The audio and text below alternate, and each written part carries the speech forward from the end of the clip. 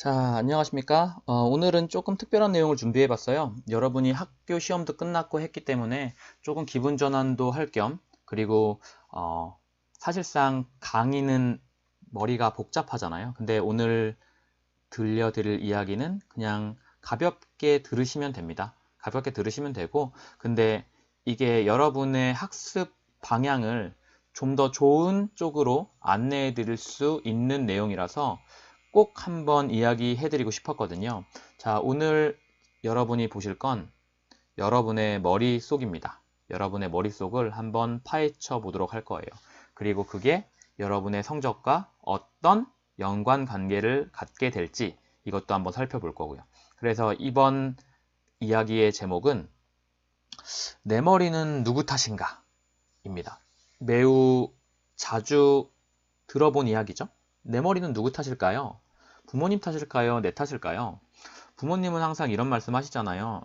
물론 공부 잘하시는 분들은 이런 말씀 안 들으셨겠지만 공부 못하시는 친구들은 넌 도대체 누굴 닮아서 이 모양이냐? 혹은 엄마 아빠는 항상 학교 다닐 때 1등만 했는데 왜 너는 등수가 이 모양이야? 이런 거 많이 생각해 보셨을 거예요. 그래서 그 이야기를 들을 때 처음에는 반발심도 생기죠. 내가 이러고 싶어서 이렇게 태어났나? 그냥 엄마 아빠 유전자를 받아 공부를 해보니까 잘 안 되는 걸 어떡해. 이런 생각도 해보셨을 거고, 정말 나는 대가리가 빠간가? 엄마 아빠는 잘했다는데 왜 난 이 모양이지? 이런 생각도 해보셨을 거고, 혹은 야, 엄마 아빠는 굉장히 잘했다고 했는데 나는 이 모양인 거 보면 혹시 주워 왔나? 이런 생각도 해보셨을 겁니다. 그렇다면 이 물음에 대한 해답이 정말 존재하는 것일까? 그걸 지금부터 살펴보도록 할게요. 자, 우리의 뇌는 도대체 학습 능력과 어떠한 연관관계가 있을까를 한번 생각해 보는 거예요. 물론 타고난 머리가 좋은 친구들이 분명히 존재합니다. 그죠? 그런 친구들을 우리는 요게 높은 친구들이라고 해요. IQ가 높은 친구들. 그죠? IQ가 뭐의 약자인지 모르는 친구들도 많더라고요. Intelligence Quotient거든요. 근데 어쨌든 IQ가 높으면 정말 학습 능력이 뛰어날까? 라는 거에 대해서 궁금증이 생기죠. 그죠? 근데 IQ가 높다고 학습 능력이 좋으면 너무 세상이 불공평하잖아요. 좋은 유전자를 받아서 좋은 IQ를 갖고 태어나면 좋은 성적을 받는 구조가 돼버리니까 그러면 여러분의 신분 상승의 기회가 박탈당하는 거나 다름없죠. 자, 그래서 예전에 한번 이런 내용을 본 적이 있어요. 서울대 입학생들의 평균 IQ는 얼마나 될까? 근데 찾아보니까 110에서 120 정도 된대요. 생각보다 그렇게 높지 않죠? 한국인 평균이 106인데. 물론 평균보단 좀 높지만 평균보다 잘하는 건 아니잖아요.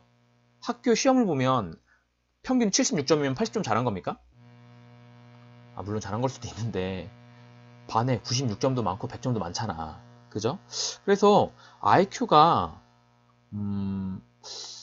학습 능력이랑은 그렇게 큰 차이가 있는 것 같진 않아요. 그럼에도 불구하고 정말로 이 뇌랑 성적에는 연관관계가 있다라는 게 밝혀진 겁니다. 어떤 연관관계가 있을까요? 그래서 친구들한테 이 fMRI를 찍어봤어요. 공부를 잘하는 친구, 못하는 친구를 다 모아가지고 fMRI, 기능적 자기공명 영상이라고 하거든요. 그걸 촬영해 본 거예요. MRI는 많이 들어보셨죠? 근데 촬영을 해보니까 요 뇌의 이마 바로 뒤에 있는 전전두엽에 피질의 두께가 두꺼운 친구들이 성적도 훨씬 더 우수하다라는 거예요. 놀랍죠? 이건 IQ 테스트랑은 다른 거거든요. 왜 IQ 테스트는 뭔가 이렇게 질문지를 풀어보고 그걸로 지능지수를 평가를 하잖아요. 그러니까 뇌랑 정확하게 상관이 있다라고 말씀드리기도 뭐하지만 아니라고 말씀드리기도 뭐한 그런 건데 이건 그냥 뇌를 촬영한 겁니다. 기계로 촬영을 해봤더니 전두엽의 피질이 두꺼우면 성적도 좋더라. 그래서 그래프를 보니까 전교에서 뭐 1등부터 6등 하는 친구들은 두께가 2mm.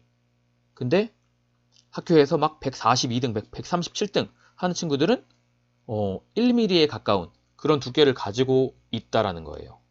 그럼 도대체 이 전두엽이 두껍다는 게 뭘 의미하길래 학교 성적과도 이렇게 연관성이 있을까를 살펴본 겁니다. 많은 과학자들이. 그랬더니 전두엽 피질의 두께가 두껍다는 건 그 근처에 신경세포가 굉장히 많다라는 거예요. 그럼 신경세포가 많다라는 건 그 영역이 굉장히 활성화되어 있다는 소리죠. 그죠? 그럼 전두엽이 활성화되어 있는 친구들, 전두엽에 신경세포가 많은 친구들은 학습 능력이 더 뛰어나다는 거죠.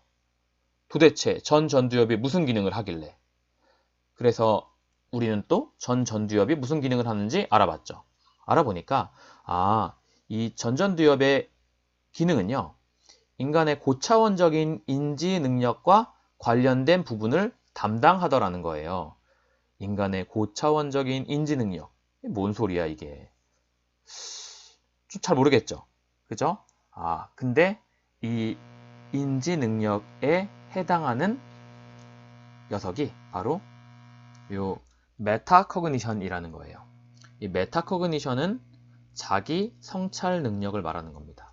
그러니까 내 스스로 분석하고 내 스스로 판단하게 하는 자기 성찰 능력이요. 뭐 쉽게 말하자면 그냥 인간이 자신에 대해서 좀 잘 생각하는 거예요. 그러니까 자신의 생각에 대해서 생각하는 능력이라고 보시면 됩니다. 자기 자신을 잘 바라보는, 자기 자신에 대해서 많은 생각을 하는 사람일수록, 학생들일수록 학습 능력이 훨씬 더 좋다라는 걸 알아낸 거예요.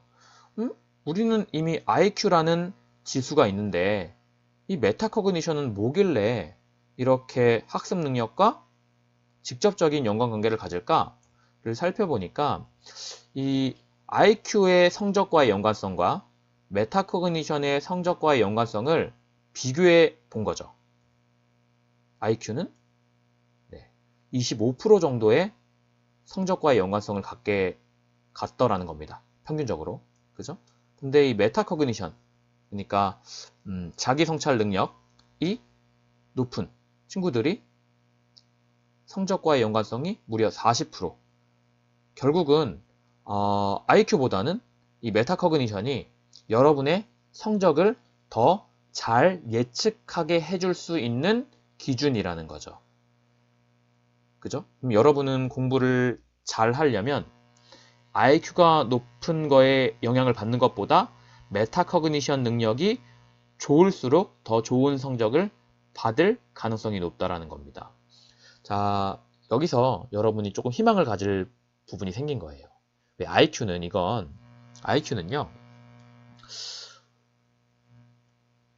훈련이 불가능합니다. 근데 이 메타코그니션은 훈련이 가능하거든요. 그러니까 훈련을 통해서 향상시킬 수 있다는 거. 결국은 이걸 향상시키면 성적도 올라갈 수가 있다라는 거잖아요. 그죠? 자, 그럼 메타코그니션이 도대체 뭘까? 이 어원을 좀 살펴보면 이 메타가 뭘 의미하냐면 상위, 뭐 고차원 이런 걸 의미합니다. 그럼 커그니션은 뭘 의미하냐면 알고 있죠? 이 단원. 인지, 인식. 왜? 커그가 알다는 뜻이거든요. 그래서 인지, 인식. 그럼 이걸 합쳐서 만들어진 단어니까 뜻은 상위 인지 능력이라고 보시면 돼요. 상위 인지 능력 혹은 상위 인식 능력. 이게 도대체 뭘 의미하는지 제가 간단한 예를 한번 들어드릴게요. 자, 여기 금붕어가 있습니다. 금붕어 알죠? 키우시는 분들도 계실 거고. 자, 금붕어를 물속에 어항에다 넣고 낚싯대를 집어넣습니다. 낚싯대에는 당연히 미끼가 달려있겠죠. 미끼를 봅니다. 금붕어가. 그럼 당연히 물겠죠. 물고 나서 아차! 싶을 거예요. 그죠? 왜? 뒤질 거니까. 금붕어는 참 머리가 나쁜 것 같아요. 그죠? 근데 여기서 끝나는 게 아니라 이 금붕어를 한번 또 풀어줘 봅시다. 어항에다가 다시 한번 풀어줬어요. 자, 생각을 해보죠. 아까 낚싯대를 물었다가 어떻게 될 뻔했죠? 뒤질 뻔했잖아요. 그러면 인간이라면 당연히 낚싯대가 또 들어오면 그걸 물까요? 안 물까요? 미쳤어요, 물게. 절대 물지 않지. 근데 우리 금붕어는 낚싯대에 다시 미끼가 대롱대롱 매달려 있으면 이걸 안 물려고 하다가도 결국은 또 뭅니다. 최후의 고기가 되거든요. 횟감이 되겠네요. 횟감. 그죠? 도대체 왜 금붕어는 이렇게 멍청할까? 왜 이렇게 애가 덜 떨어졌을까? 금붕어도 뇌가 있잖아요. 그죠? 우리도 뇌가 있고 금붕어도 뇌가 있고. 근데 금붕어의 뇌는 학습 능력이 없습니다. 이게 엄청난 차이예요. 학습 능력이 없다고? 그게 뭔 소리지? 금붕어의 뇌는요, 그냥 외부 자극에 대해서 반응만 하는 수준으로 발달한 거예요.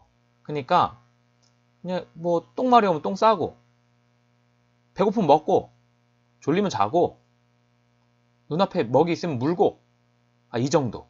그러니까 그냥 외부 자극에만 반응한다고.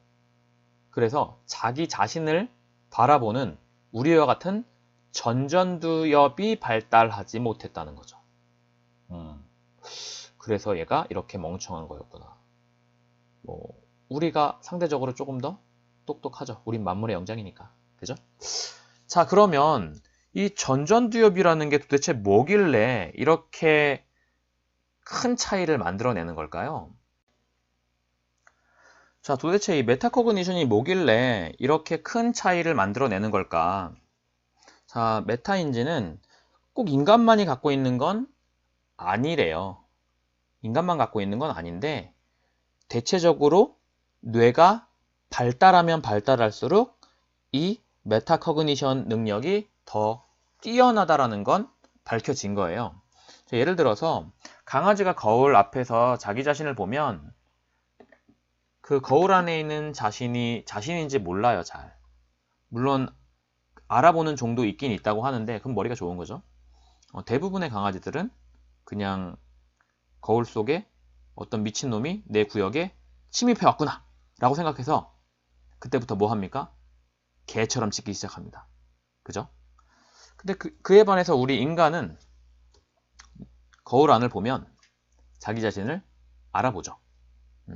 보통 인간 같은 경우는 생후 한 1년 6개월 정도가 지나면 거울 속에 있는 자신을 알아보기 시작한다고 하더라고요. 그때부터 이제 메타코그니션이 발달하기 시작하는 거겠죠. 인간 말고도 조금 큰 동물들 있죠. 예를 들어 코끼리라든가 아니면 큰 동물 또 뭐 있죠? 곰, 이런 친구들은 자신을 알아본대요. 그러니까 자신을 알아본다는 건 학습 능력이 상대적으로 뛰어나다는 소리입니다. 개는 자신을 알아보지 못하니까 상대적으로 학습 능력이 떨어진다는 소리겠죠. 그죠? 자, 그럼 이 메타인지가 뭔데? 이 메타인지는 그냥 내 머릿속의 거울 같은 거라고 생각을 하시면 돼요. 내 머릿속의 거울. 우리는 거울로 뭘 보죠? 자기 자신을 보죠? 그죠? 그럼 머릿속의 거울이니까 뭐야? 내 머리를 보는 겁니다. 내 머리를. 자기가 자기 자신을 바라볼 수 있는 능력이라고 생각하시면 돼요. 메타인지라는 게. 그죠? 그러면 메타인지는 인간만 갖고 있는 건 아닌데 도대체 왜 인간은 이렇게 훌륭한 아주 상위 고차원적인 메타인지 능력을 가지고 있는 걸까? 라고 해서 찾아보니까 뇌에서 가장 늦게 발달한 부분이 전두엽이랑 전전두엽이래요. 가장 늦게 발달한 부분이. 근데 이 녀석이 하는 기능이 뭐라고? 추상적인 사고나 추론을 하고 자기 내면 성찰을 하고 이런 식으로 아주 고차원적인 일들을 한다는 거죠. 지구상에서 그래서 자기 자신을 가장 잘 바라보는 동물 1위를 꼽으라고 하면 당연히 사람을 꼽을 수밖에 없는 겁니다. 그러니까 자기 자신을 바라보기 때문에 자신이 모르는 게 뭔지를 빨리 찾아내고 그걸 다시 보완해 나가는 과정을 통해서 발전을 하게 된 거죠. 정말 뛰어난 인간입니다. 근데 가끔 인간인데 이런 메타인지 능력이 제로에 가까워 보이는 친구들도 있어요. 학원에 분명히 있습니다. 그죠? 그러니까 예를 들면 여러분 학원에 돈을 내고 다니잖아요. 엄청나게 많은 돈을. 근데 이 친구는 그냥 부모님이 돈을 기부하는 것 같은 느낌이 드는 그런 학생들이 거의 대부분이죠, 사실. 정말 거의 대부분입니다. 학원에 와서 학원비만큼의 지식을 흡수해가는 친구는 몇 명 없어요. 그런 친구들을 보면 아, 돈이 안 아깝다 이런 생각이 드는데 대다수의 친구들을 보면 부모님이 무슨 죄일까 이런 생각이 듭니다. 부모님은 네가 학원에서 그 지랄을 하고 있는지 몰라요. 그러니까 꼬박꼬박 학원비를 주시는 거지. 그죠? 알면 머리끄댕이 자꾸 끌고 갔겠죠. 다행이라고 생각하십시다. 학원에 부모님이 안 오시는 게. 네, 어쨌든 자, 그러면 이 내 머릿속의 거울을 어떻게 활용해야 되는지 한번 알아보도록 하죠. 이 메타인지가 있기 때문에 사람이 똑똑한 거거든요. 그러니까 사람이 똑똑하다는 건 뭐 많이 알아서 똑똑한 게 아니라 그냥 자기가 모른다는 것을 아는 거예요. 그러니까 아는 것이 많아서 똑똑한 게 아니라 자기가 모르는 게 뭔지 더 잘 알 수 있는 거. 그게 진짜 똑똑한 거거든요. 동물은 거의 대부분이 자기 자신이 모른다는 것조차 모릅니다. 이걸 또 학생들한테 비유하자면 많은 친구들이 거의 동물 수준이라는 거죠. 이건 부인할 수 없는 사실입니다. 지가 뭘 모르는지를 몰라. 그러니까 그에 대해서 전략 같은 걸 세울 수도 없죠. 그죠? 자, 한번 실험을 한번 보죠. 연관성 없는 단어를 연결하라. 첫 번째 그룹한테는 재학습을 하겠습니다. 어떤 내용을 주고 나서 다시 한번 복습을 할 수 있는 기회를 준 거겠죠. 그리고 두 번째 그룹한테는 셀프 테스트를 하게 했어요. 그러니까 어떤 내용을 주고 나서 그에 대한 문제 형식을 만들어줘서 그걸 다시 한번 확인하는 그런 과정을 실행한 거죠. 그랬더니 실제 점수가 굉장히 생각과는 다르게 나왔습니다. 셀프 테스트를 한 친구들은 53점이 나왔는데 평균적으로 복습을 한 친구들은 43점이 나왔다는 거예요. 그러니까 어떤 차이가 있는 거예요? 벌써 10점이나 차이가 난다는 거잖아요. 왜 이런 차이가 나지? 똑같은 애들인데? 비슷한 수준의 애들인데? 근데 진짜 웃긴 건 이 친구들한테 예상 점수를 적어내라고 했더니 그 복습을 한 친구들은 자신의 예상 점수를 53점으로 적었습니다. 근데 셀프 테스트를 한 친구들은 자신의 예상 점수를 실제 점수보다 낮은 49.7점을 적어냈다라는 거예요. 굉장히 차이가 많이 나네요. 특히 복습을 한 친구들이 무슨 생각을 하고 있는 거야? 자기는 시험을 더 잘 볼 거다라고 착각을 하고 있다라는 겁니다. 왜 도대체 이런 차이가 났을까? 그죠? 그럼 재학습이라는 걸 한번 보죠. 자, 재학습은 그냥 같은 걸 단순히 한 번 더 보는 거예요. 눈으로. 그죠? 한 번 그냥 더 보는 거야. 그러면 본 걸 또 보니까 앞에서 처음 볼 때는 모르는 거였잖아요. 근데 두 번째로 볼 때는 한 번 본 거잖아. 그러다 보니까 자신감이 상승합니다. 그리고 자기 과잉도 커져요. 왜?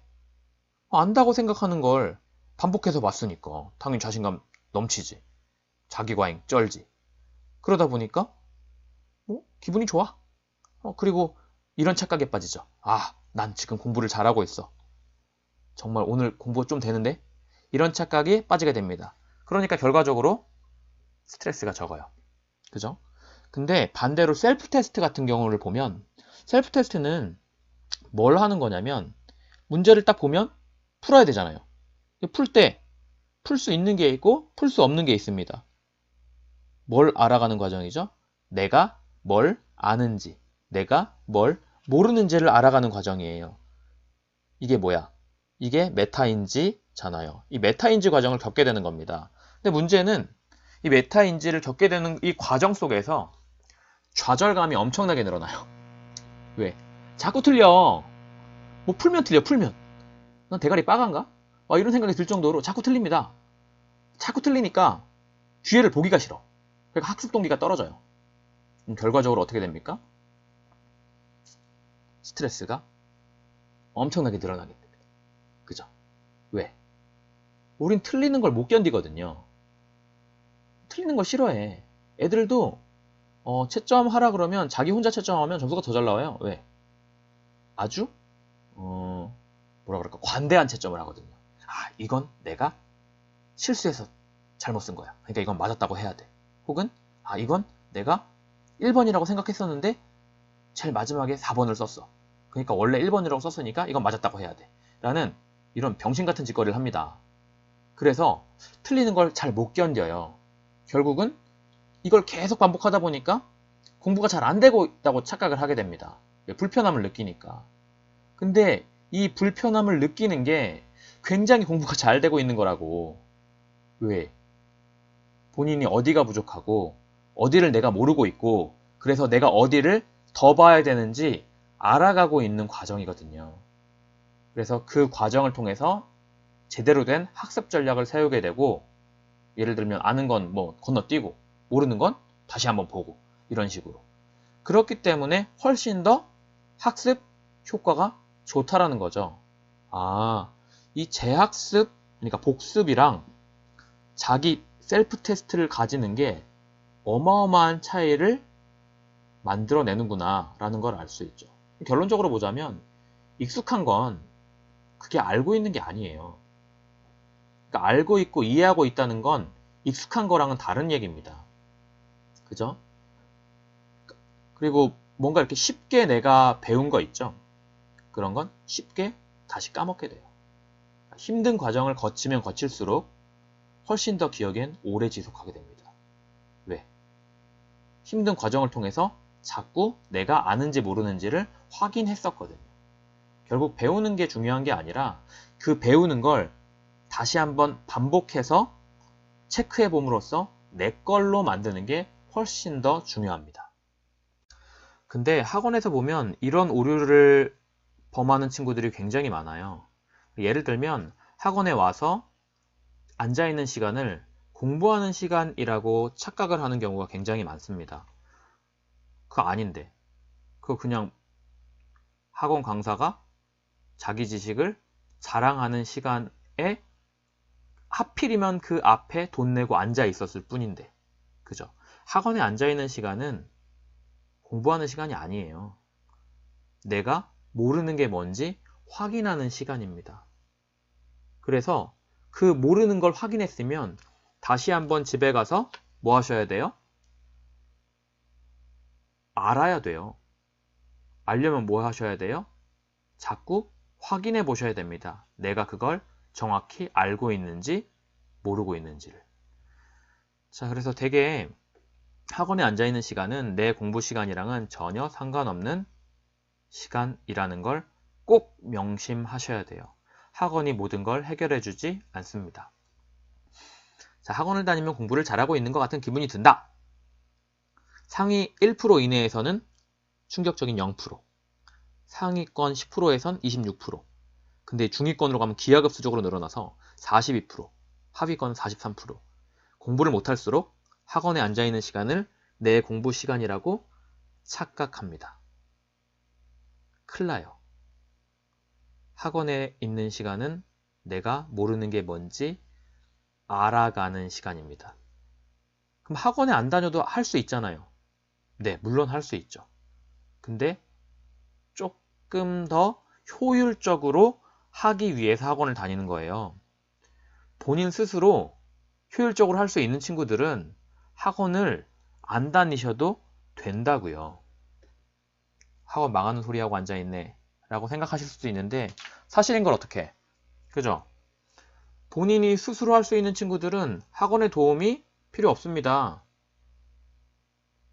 본인이 스스로 못하니까 학원에 의지하는 거죠. 근데 스스로 못하는 새끼들은 학원에 의지하는 정도가 아니라 학원에 거의 국어를 합니다.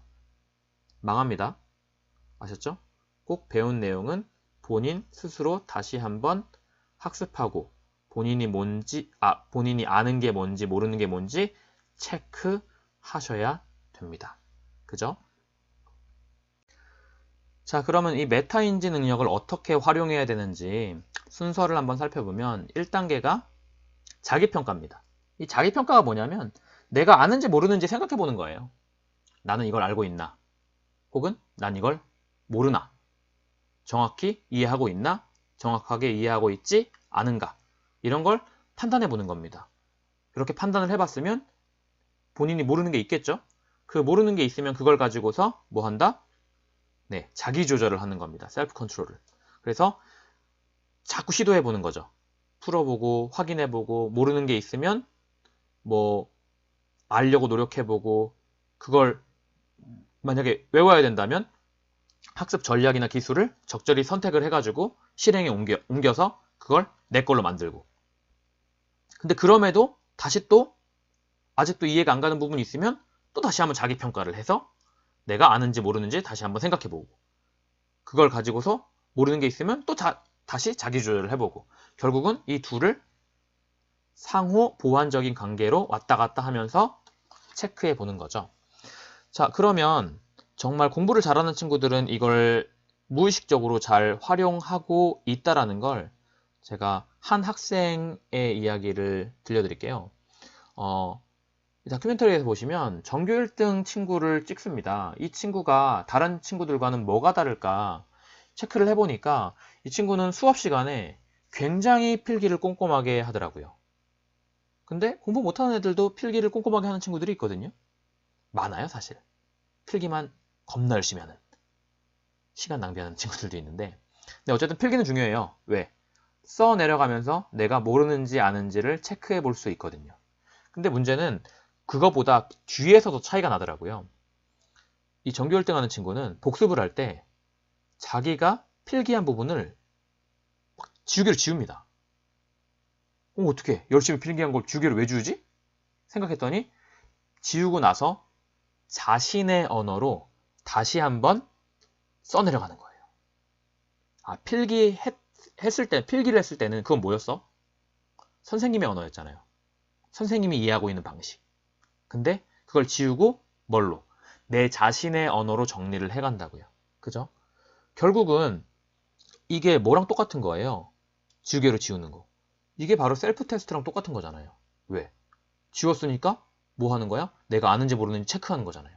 그러니까 단순한 복습이 아니라 내가 알고 있는지 모르는지를 체크를 계속 해야 된다고요.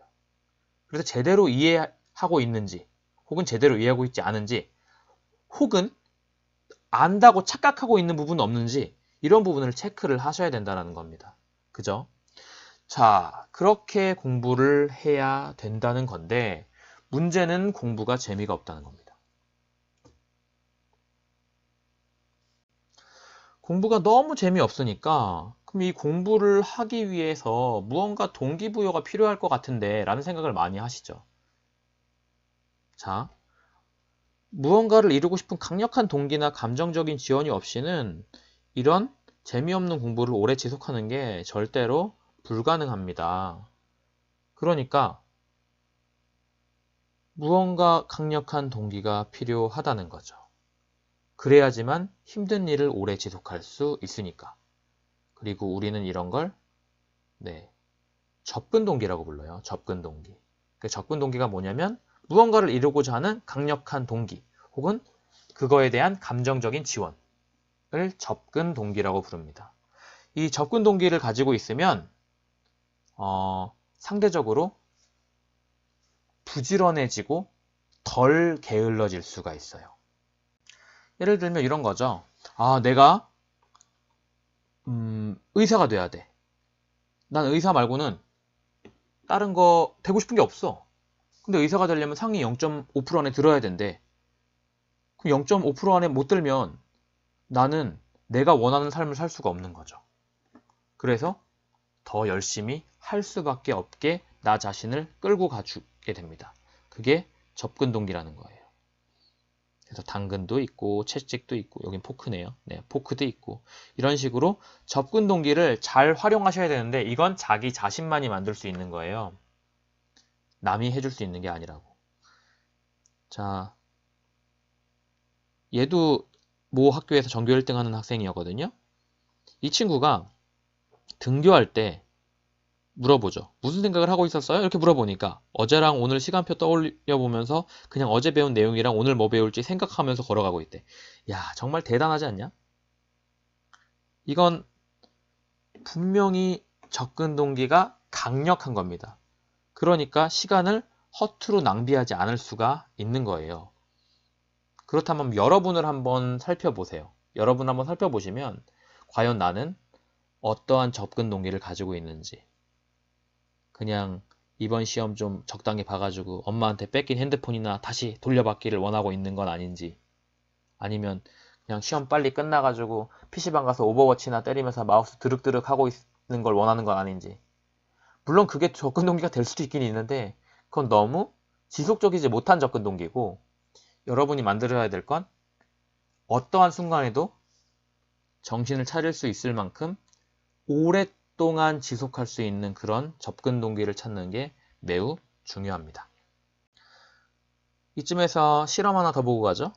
자, 어떤 내용이 있어요. 쉬운 게 있고 중간 게 있고 어려운 게 있습니다. 한 번씩 볼 수 있어요. 이것도 한 번 볼 수 있고 이것도 한 번, 이것도 한 번.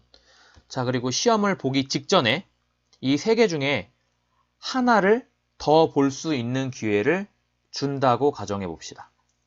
그러면 여러분은 당연히 뭘 선택하시겠습니까? 당연히 어려운 거 선택하죠. 왜? 어려운 건 어려운 거니까 한 번 더 보면 잘 볼 확률이 높잖아요. 그죠? 근데 초등학교 1학년의 경우는 쉬운 거, 중간 거, 어려운 거 중에 선택을 하라고 하니까 네, 대부분의 학생들이 쉬운 거 선택합니다. 최악이죠. 근데 어른들의 경우는 당연히 어려운 걸 선택하더라는 거죠. 그러니까 뭐가 있는 거예요, 어른들은? 학습 전략이 있는 거죠. 그만큼 메타 인지 능력이 뛰어나다는 겁니다. 누구에 비해서? 어린 아이들에 비해서.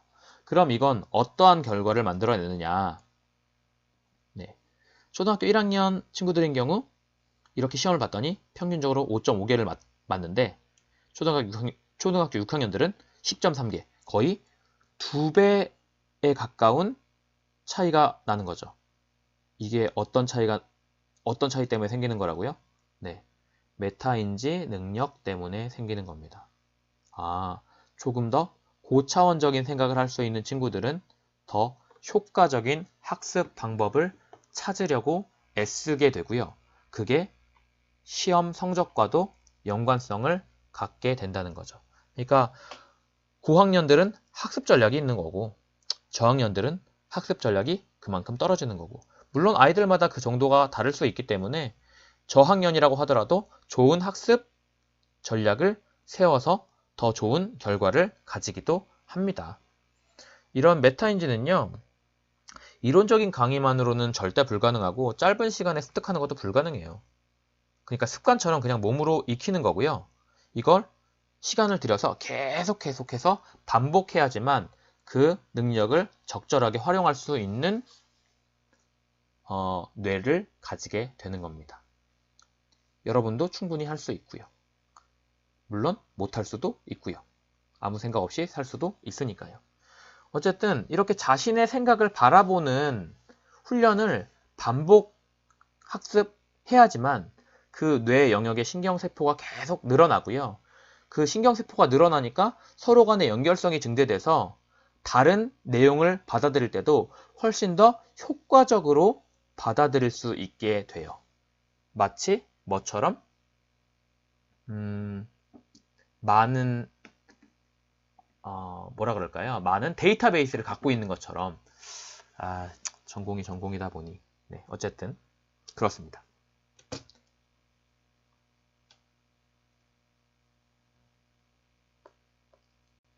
그럼 이런 메타인지는 어떻게 훈련할 수 있을까? 가장 일반적으로 쉬운 게 명상이에요, 명상. 명상이라는 게 뭔데? 눈 감고 자기 자신을 생각해 보는 거잖아요. 그죠? 굉장히 좋은 훈련 방법이죠. 이 명상이라는 게 실제로 굉장히 도움이 됩니다. 학습하는 데 있어서. 자기 자신을 여러분은 잘 알고 있다고 착각하지만 잘 몰라요. 그래서 뭐 예를 들면 면담 같은 거 해보면 학생들마다 수준이 차이가 좀 나긴 하지만 어쨌든 어떤 친구들은 자기 자신에 대해서도 별로 생각이 없고 남에 대해서도 생각이 없는 경우가 허다해요. 여러분도 그 중에 한 명일 수 있습니다. 그래서 집에서 하루에 한 5분 정도 하루를 되돌아보고 자기 자신을 생각해보는 시간을 갖는 게 굉장히 중요합니다. 중요하기도 하고 여러분의 학습 능력을 향상시키는 데도 큰 도움이 되죠. 실제로 정말 도움이 돼요. 그죠? 그러니까 꼭 한번 해보시고요. 보통 고3 같은 경우는 되게 불안한 감정을 많이 갖고 있잖아요. 근데 그 불안한 감정을 가만히 냅두면 계속 불안합니다. 그래서 명상을 통해서 자신이 불안한 감정을 가지고 있다는 걸 생각해 보는 것만으로도 그 불안감을 다스리는 게 가능해져요. 그러니까 꼭 명상 추천드리고, 두 번째 훈련 방법은 시선 돌리기라는 거예요. 이 시선 돌리기는 여러분이 거의 무의식적으로 다 하고 있는 겁니다, 실제로. 근데 잘 인지하지 못했을 뿐이죠. 자, 우리가 예를 들면 학생과 선생님이 있죠. 이 학생은 많은 생각을 합니다. 많은 생각을 해요. 그래서 뇌에는 이렇게 테이블이 하나 놓여 있다고 생각을 하시면 돼요. 여러분의 뇌에 이런 테이블이 놓여 있습니다. 그럼 수업을 시작하기 전에는 뭐 핸드폰이 머릿속에 있을 수도 있고 친구들이 머릿속에 있을 수도 있죠. 근데 가장 많은 영역을 차지하고 있는 건 뭘까요? 수업이 시작했고 수업 시간 앞에 누가 있죠? 선생님이 있잖아요. 그래서 이 선생님이 가장 많은 용량을 차지하고 있을 겁니다. 이렇게 내 기억들을 올려놓는 이런 작업대를 우리는 뭐라고 부르냐면 작업기억이라고 불러요. 작업기억. 이걸 뭐라고 부른다고? 이걸?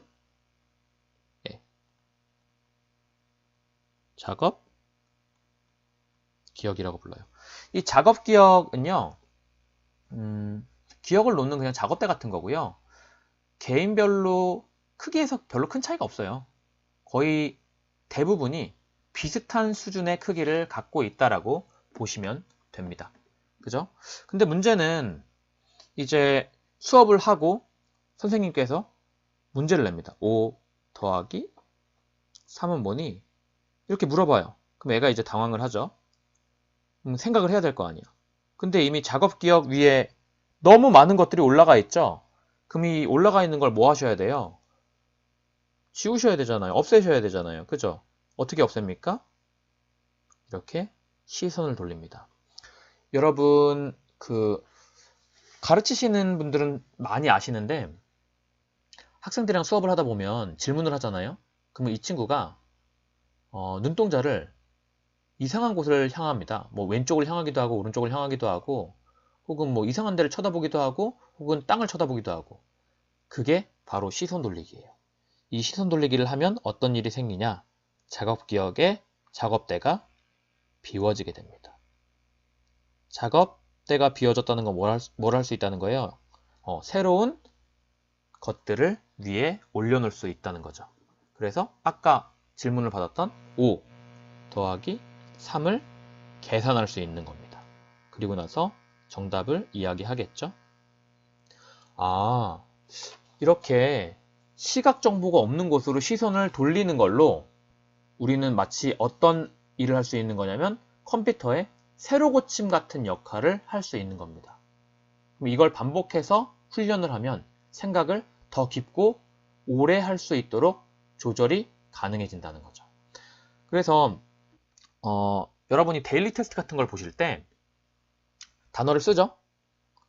단어를 쓴다는 건 뭐 한 거예요? 작업 기억 위에다가 내가 외운 단어를 올려놓는 겁니다.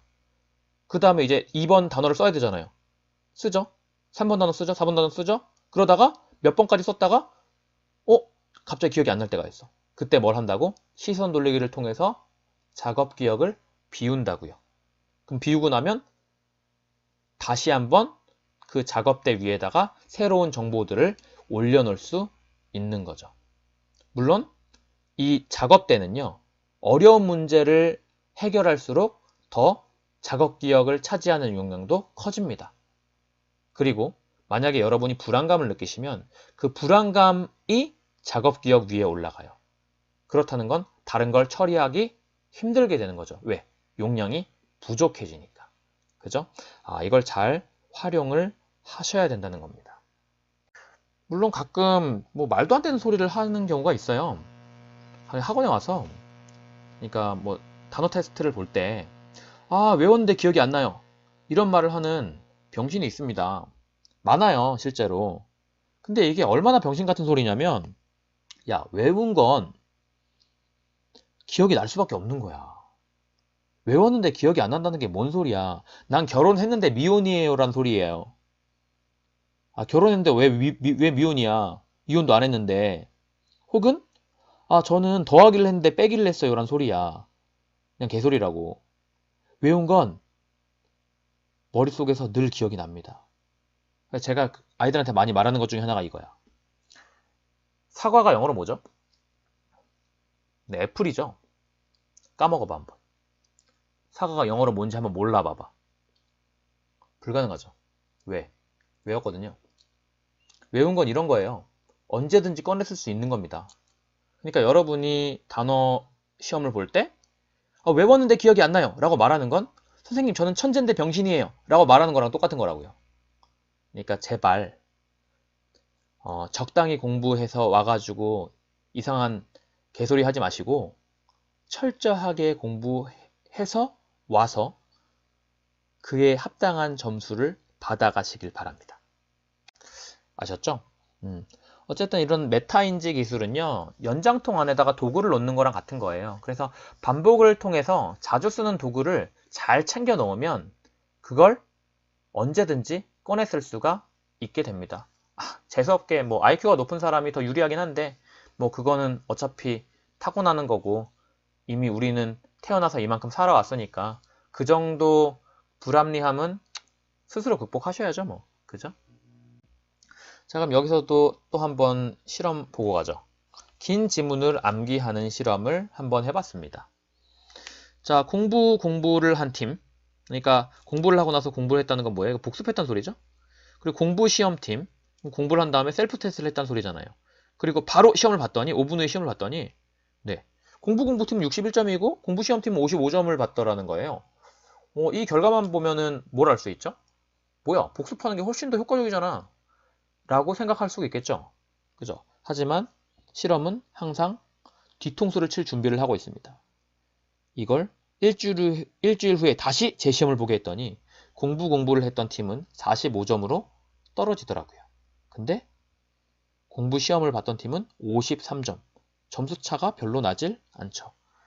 61점에서 45점이면 16점 떨어진 거잖아요. 근데 공부 시험 팀은 2점 떨어진 거니까.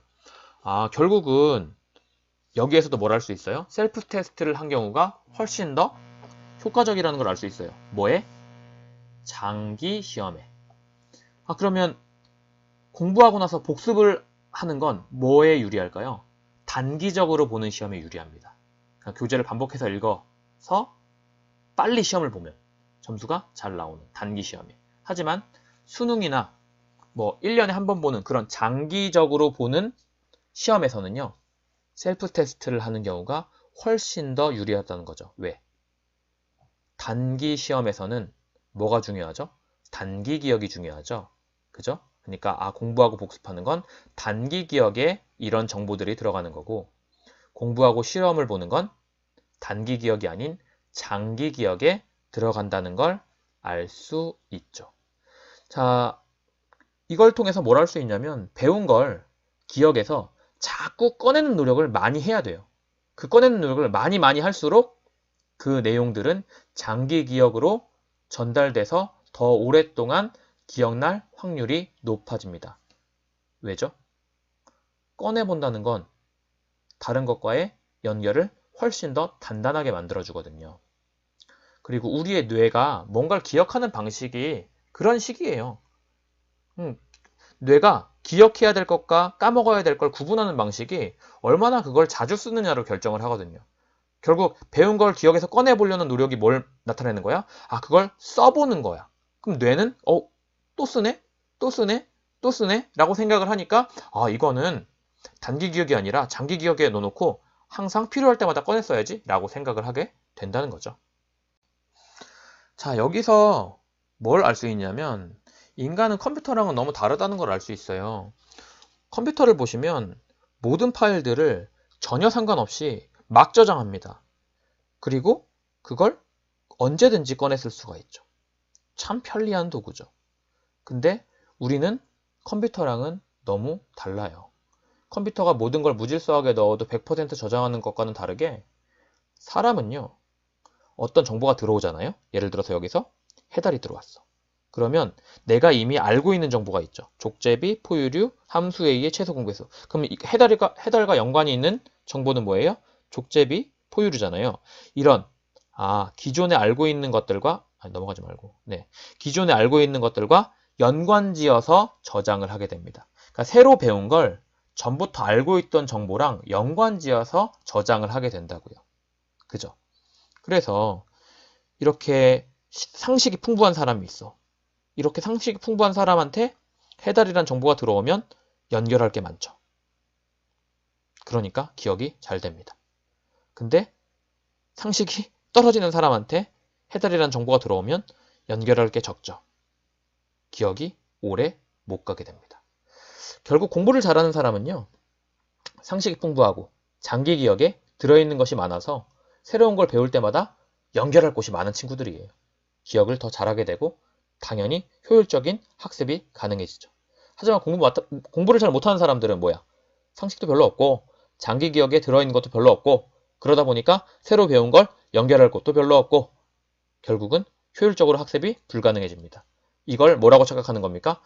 난 똑같이 공부했는데 쟤보다 잘 암기를 못해. 쟤보다 덜 이해해. 잘 이해를 못해. 라고 착각을 하게 되는 거예요. 이미 애시당초 출발선이 다릅니다. 공부를 잘하는 사람은 앞에 해놓은 게 많기 때문에 지금도 더 잘할 수 있는 기회를 갖게 된 거고요.